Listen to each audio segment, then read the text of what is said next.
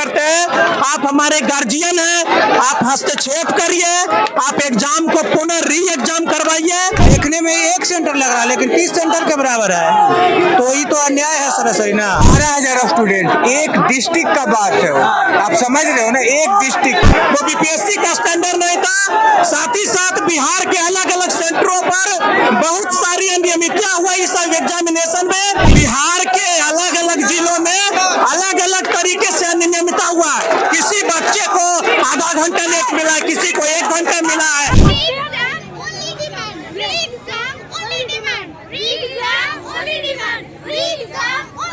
तरवी BPSC में धांधली की शिकायत के बाद जो है परीक्षार्थी हैं अब उग्र हो रहे हैं और आंदोलन जो है अपना उन्होंने शुरुआत कर दिया है और साफ तौर पे उनकी डिमांड है कि पूरी परीक्षा को जो है वो कैंसिल किया जाए। न सिर्फ बापू परीक्षा केंद्र बल्कि पूरे बिहार में जो परीक्षा हुई है उसको कैंसिल किया जाए। देख लीजिए किस तरीके से छात्र यहाँ पे नारेबाजी कर रहे हैं, देख सकते हैं आप, साफ गर्दनी बाग धरना स्थल पे जो है छात्र यहाँ पे आंदोलन कर रहे हैं, आंदोलन पर उतर गए हैं और किस तरीके से जो है सरकार के खिलाफ नारेबाजी करते हुए बिहार में बाहर बा बीपीएससी छात्रों का स्थिति खराब बा। शिक्षा सत्याग्रह करने के लिए यहाँ पे छात्र उतर गए हैं। हम आपको बात कराते हैं इनसे, क्या है आंदोलन पे आगे। हम लोग आंदोलन इसलिए कर रहे हैं कि क्वेश्चन का जो स्टैंडर्ड था जो बेहतर नहीं था, वो बीपीएससी का स्टैंडर्ड नहीं था, साथ ही साथ बिहार के अलग अलग सेंटरों पर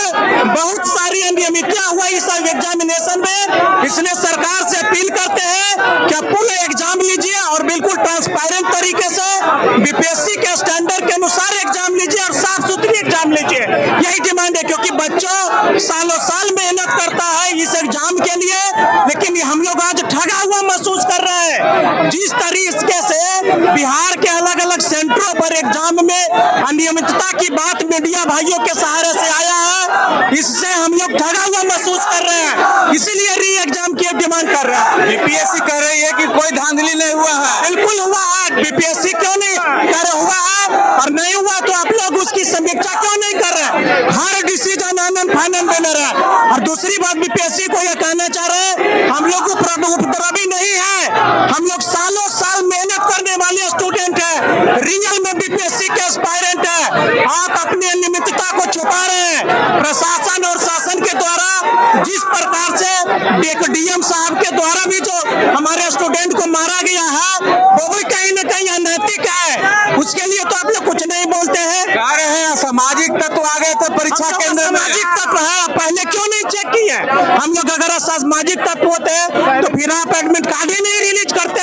आप इंक्वायरी करिए, जो करना। आप आनंद फानंद में क्यों डिसीजन ले रहे हैं? कभी नॉर्मलाइजेशन को लेकर के कोई बात नहीं बोलते। और जिस प्रकार से पुनः एग्जाम होगा उससे निश्चित रूप से न सिर्फ 12,000 स्टूडेंट के साथ अन्याय होगा, बल्कि इसके साथ जो एग्जाम पहले दे चुका है उसके साथ भी अन्याय होगा। इसलिए एक इक्वलिटी फील्ड प्रोवाइड किया जाए ताकि सभी बच्चों संतुष्ट होकर सही तरीके से पुनः एग्जाम दे सके।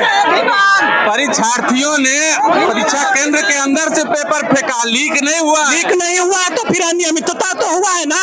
लीक हुआ है, नहीं हुआ, लेट हुआ है, ये सरकार की जांच का विषय है कि सरकार को जांच करने चाहिए।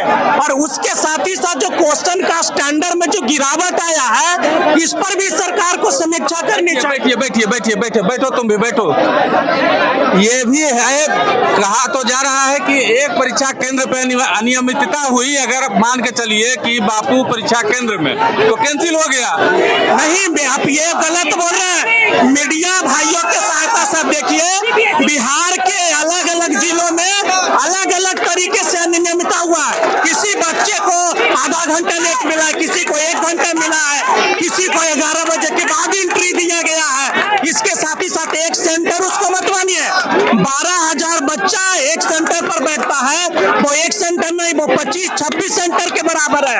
2 जिला से भी ज्यादा स्टूडेंटों का विषय है, सिर्फ एक विषय, एक सेंटर का विषय नहीं है। इसलिए आयोग अपनी गलती को सुधारे और सबसे बड़ी हम आयोग से डिमांड करते हैं, साथ ही साथ माननीय मुख्यमंत्री जी से डिमांड करते हैं, आप हमारे गार्जियन हैं, आप हस्तक्षेप करिए, आप एग्जाम को पुनः री एग्जाम करवाइए। और साफ सुथरी तरीके से आप एग्जाम करवाइए। हम लोग इक्वलिटी चाहते हैं, हम लोग राइट टू इक्वलिटी चाहते हैं, हम लोग भारतीय संविधान में विश्वास करते हैं, भारत के न्याय व्यवस्था में संविधान करते हैं, हम लोग तैयारी करते हैं, हम लोग पढ़ाई करते हैं, घंटों घंटा कई सालों से तैयारी कर रहे हैं। पहले भी छात्रों विद्यार्थियों ने आंदोलन किया, छात्रों ने आंदोलन किया, छात्र खाए लाठी तो नेता बना दूसरा को। आज भी लाठी खाने के लिए अगर सरकार चाहती है कि हम लोगों पर रवि नेता को अपने हक ये लीडरलेस आंदोलन है। यहाँ लीडर चले गए, सिर्फ स्टूडेंट। ये शिक्षा सत्याग्रह है, यह एक शिक्षा सत्याग्रह है।